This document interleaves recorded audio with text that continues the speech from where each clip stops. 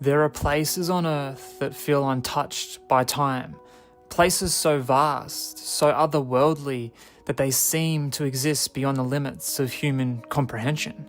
Mauritania is one of them, a land where the Sahara stretches endlessly, swallowing entire civilizations beneath its golden waves, a place where forgotten cities whisper their secrets to the wind, where mountains rise from the desert like ancient sentinels, and where the sky seems impossibly wide, unbroken by anything but the flight of a lone desert hawk. To the outside world, Mauritania is a land of silence, but for those who listen closely, it speaks. It tells the story of traders who crossed these sands centuries ago, carrying gold, salt, and knowledge. Of scholars who built entire cities devoted to wisdom. Of a land that defies all logic. A place that should be barren, yet is overflowing with mystery. This is Mauritania, a country that feels like it belongs to another world. From space, it looks like an ancient portal, an unblinking eye carved into the earth by forces beyond our understanding. This is the Richet structure, also known as the Eye of the Sahara. Spanning 40 kilometers in diameter, its perfect concentric rings defy explanation. At first, it was believed to be an impact crater, a scar left by a meteor from another time. But there is no evidence of impact, no shattered rock, no remnants of cosmic collision.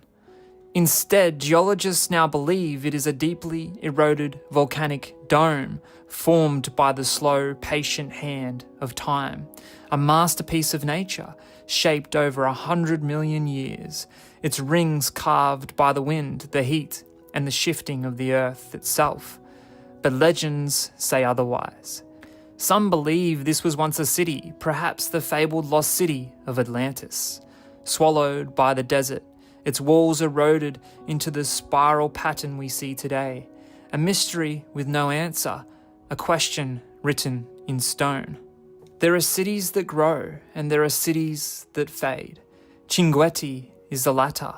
Once a thriving hub of trade and knowledge, Chinguetti was one of the Islam's great learning centres, a place where scholars debated philosophy under the flickering light of lanterns, where the desert's silence was broken only by the scattering of squills on parchment. Today the sands creep closer, swallowing streets, reclaiming homes, and threatening to erase its very existence.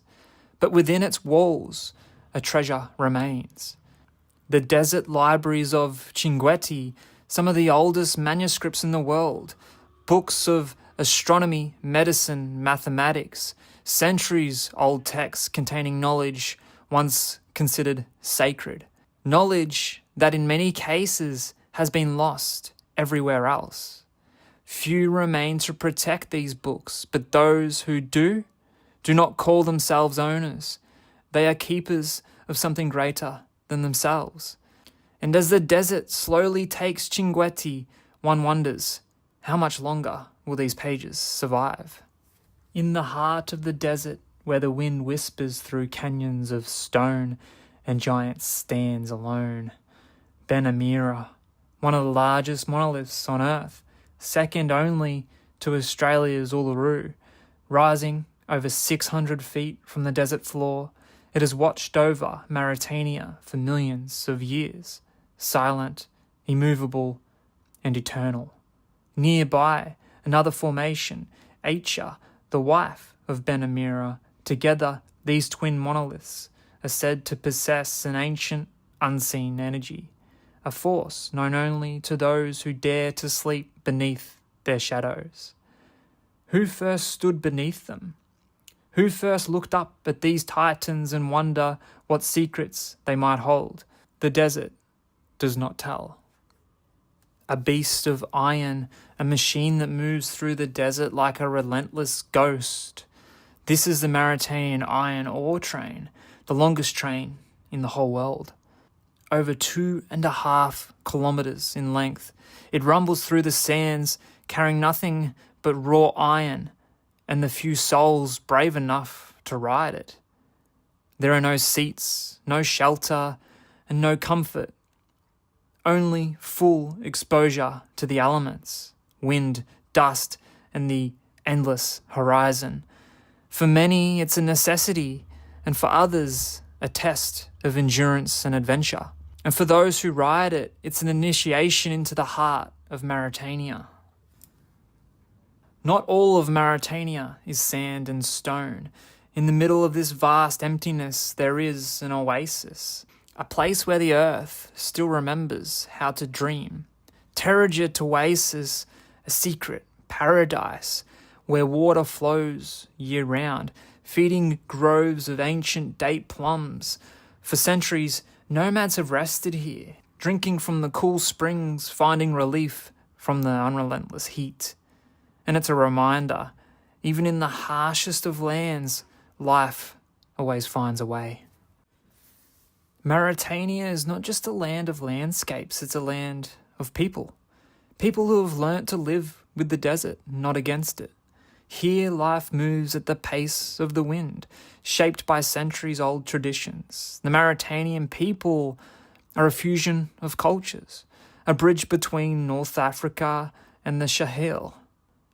The Moors, a mix of Arab and Berber, are the majority, their roots woven deep into the sands of time. The Polar, Soniki, and Wolof communities add their own rhythms, each carrying echoes of ancient migration, of trade, of the ever-shifting tides of history. In the nomadic camps, hospitality is sacred. Guests are honoured with 3 rounds of tea, each with its own meaning. The first, bitter, like life. The second, sweet, like love. The third, gentle, like death. A tradition passed down through generations. A ceremony that speaks without words. Music is woven into the identity of the land. The tinnitus of 4-stringed lute sings old stories passed down through the ages. The Ardina harp, played by Mauritanian women, carries the melodies of desert nights where time slows and the only movement is the flickering of lantern light. And then there are the herders, the last nomads of the Sahara.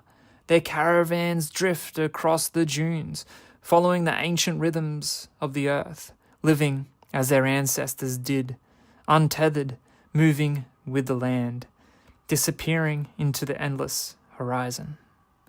And for them, the desert is not empty. It is alive, and it listens. This is a land where survival is an art form, where life does not thrive, it endures. In the Sahara, creatures have adapted to a world that offers little. The camel, a symbol of resilience, is more than just a beast of burden. It's a lifeline. It carries traders across the desert and can survive for weeks without water. The fennec fox, with ears larger than its head, listens to the shifting sands.